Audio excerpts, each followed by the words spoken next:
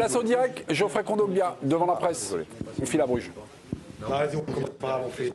Allez, c'est bon. Geoffrey, déjà, la réaction, une réaction combinée, hein, le match où ça a été très compliqué et cette fin de soirée qui est catastrophique avec l'élimination en finale. Ouais, c'est une soirée compliquée. On va parler d'abord de notre prestation, de la façon dont on démarre ce match. Ça nous complique la soirée et automatiquement ça devient un autre match où on doit pousser, on doit essayer de revenir au score. Je pense que ça c'est quelque chose qui nous a mis en difficulté ce soir. Donc voilà, les 2 buts qu'on prend très tôt, ça c'est des choses qu'on avait discutées pourtant. Donc voilà, c'est à un moment donné, il y a une réalité qui est là, il faut l'accepter. Geoffrey, malgré cette défaite 3-0, jusqu'à quelques minutes après le coup de sifflet final, vous êtes qualifié pour les barrages. Est-ce que vous pouvez nous raconter rapidement comment ça s'est passé, comment vous avez appris le but de Benfica? Est-ce que vous étiez au vestiaire? Je vous dis honnêtement, moi personnellement, j'ai pas suivi. Enfin, je regardais. Je sais que les coéquipiers regardaient en direct. Moi personnellement, j'étais pas encore redescendu pour suivre ça. Maintenant, ça c'est un fait, mais la réalité c'est qu'aujourd'hui on a ce qu'on mérite. Hein. Le football, c'est comme la vie, à la finalité, le football il est juste.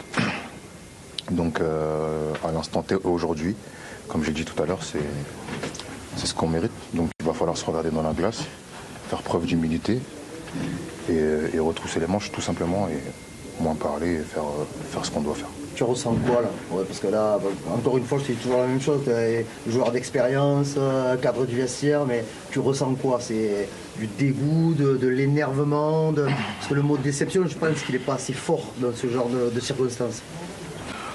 Ah, vous savez, si ce soir je fais attention à mes sentiments, je pense que le lendemain, ce serait difficile de retourner à l'entraînement. Donc, je vous dis honnêtement, je suis même pas aujourd'hui, j'ai même pas la lucidité de me plonger dans un sentiment.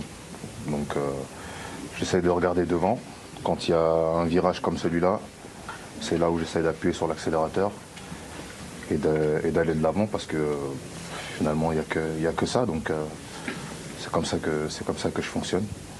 Et si aujourd'hui je commence à refaire le monde, voilà, ça va être difficile pour continuer. Une dernière question, s'il vous plaît. Il va falloir repartir après ça. Non, je voulais, le mot est peut-être un peu fort, Geoffrey, c'est la Ligue des Champions, ça, mais est-ce que quelque part, sur la première demi-heure aussi, il y a un sentiment de honte ou pas? Voilà. D'avoir joué ce match-là, une finale cruciale, avec ce comportement-là sur le terrain, et de prendre 2 buts en 11 minutes, et d'être éliminé aussi. Je pense que le mot honte, moi personnellement, je trouve qu'il est.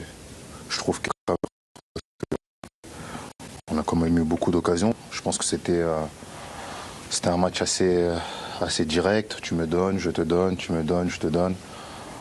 Donc, dire qu'on va jusque la honte, je pense que voilà, c'est pas le premier match qu'on a perdu, ce sera pas le dernier. Donc il faut faire quand même un peu preuve de lucidité. La lucidité, c'est quoi? C'est qu'aujourd'hui, on a montré nos limites à l'instant T. Et voilà, il va falloir moins parler et travailler et faire preuve d'humilité et travailler parce que demain, ça repart. Merci beaucoup. Comment repartir? Merci beaucoup. Voilà, le seul pressing qu'on a vu, c'est le chef de presse qui a mis la pressing sur les joueurs. Bon, il est en service commandé, on sait que c'est pas facile, il ne dit pas tout parce que normalement il doit pousser une petite gueulante. Non mais c'est juste fou Voilà. qu'il n'ait pas... Le sentiment de honte? Non mais non, qu'il n'ait pas regardé les matchs qu'il n'ait pas tout de suite rentré dans le vestiaire. C'est de la flûte, ça?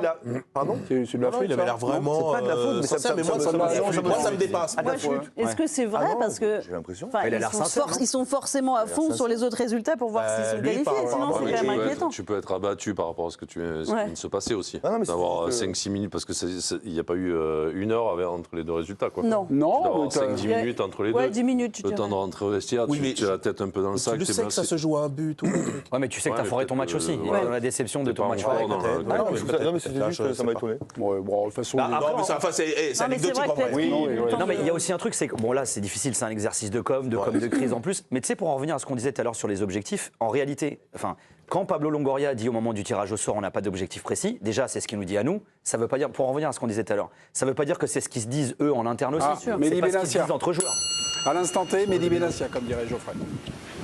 Ouais, soirée de merde, soirée. J'ai envie de te dire même honteuse.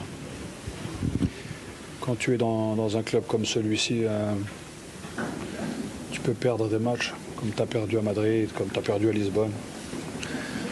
C'est sûr que tu ne peux pas perdre comme ce soir. On est sur un problème, j'ai envie de dire,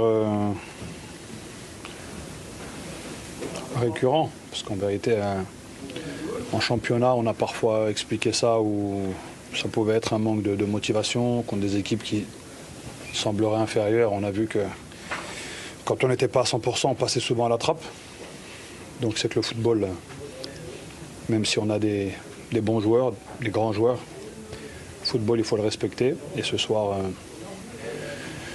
la vérité, c'est que en tant que directeur du football, la chose qu'il faut faire, c'est demander pardon déjà pour commencer, demander pardon aux supporters, demander pardon aux gens qui font des sacrifices pour ce club. J'espère que les joueurs sont conscients que ce soir, c'est une faute professionnelle. Moi, j'ai perdu beaucoup de matchs. Dans ma carrière, j'ai perdu beaucoup de matchs. Mais rarement j'ai senti ce sentiment de honte comme ça, où tu es capable de prendre 6 buts en 2 matchs. L'arrivée, pour le scénario, j'ai envie de te dire, on a suivi un petit peu sur le téléphone les résultats, mais j'ai envie de te dire, quand tu perds comme tu as perdu aujourd'hui, tu voulais espérer quoi? Jouer à Real Madrid, jouer à l'Inter. Après, le football, il fait tellement de miracles qu'on aurait pu quand même se qualifier en bon dernier, mais c'est que tu ne l'as même pas mérité en vérité.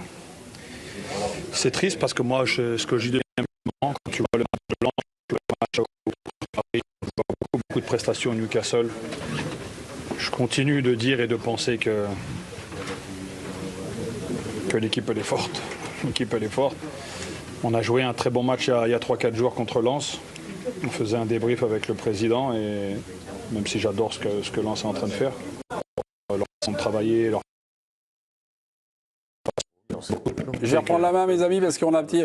Bon, en tout cas, Mehdi Benassia, le directeur du football, ne nous a pas déçus. C'est un 4 à la suite, comme dirait Julien Lepers. Soirée de merde, honte, pardon, faute professionnelle. Merci, Mehdi. Allez hop, merci, au revoir. Voilà, on a nos titres. Ouais.